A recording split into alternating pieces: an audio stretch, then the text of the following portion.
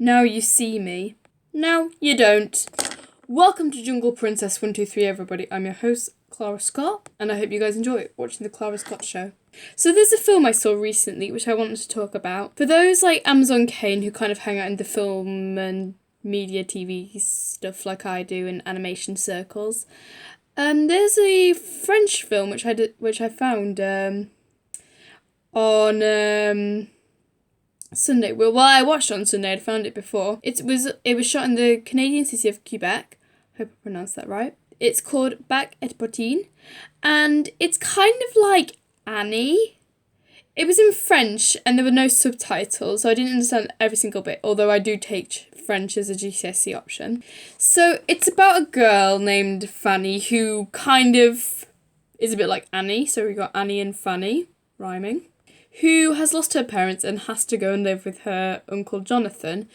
And in French it's translated to Jean-Claude. So Jean-Claude is obsessed with learning this piece of music by a famous composer called Bach.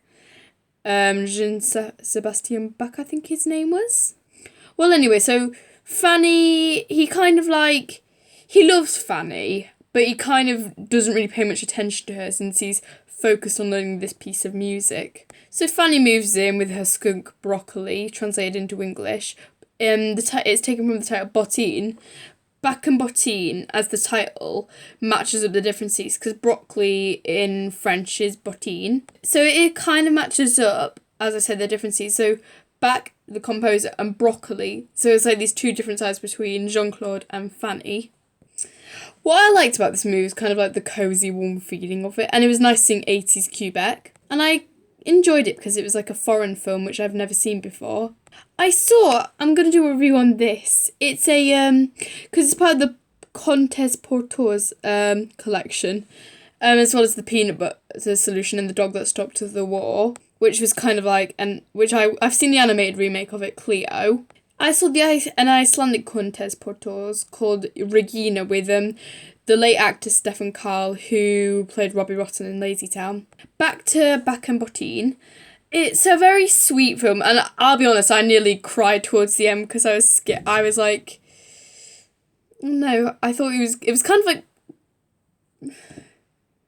like I knew he was going to come back to her for some reason, but it was quite emotional because he found his love in his heart for this little girl and how he's been quite distant. All the actors did a really good job of what they were given, and it was really nice seeing a bit of an 80s foreign language film.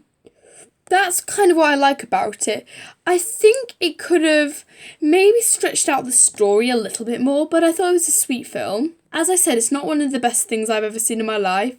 Yeah, a lot of films aren't the best ones of all time, but I enjoyed it and I thought it was nice, and it's a nice cozy film to watch in on a winter's night. I might be watching it a bit more over Christmas, because it probably was something I might watch again. And I did enjoy it, and I did think it was a nice film.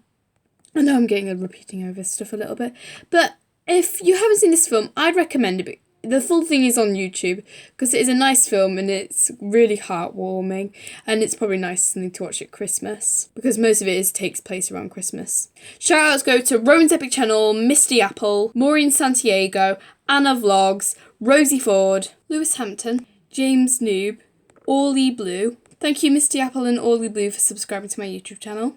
Cute Kitty and Hello Doctor. Thanks so much for watching. I'm sorry if this wasn't a very exciting video, but it's just my thoughts on a foreign film, and I would recommend it. Thank you, guys.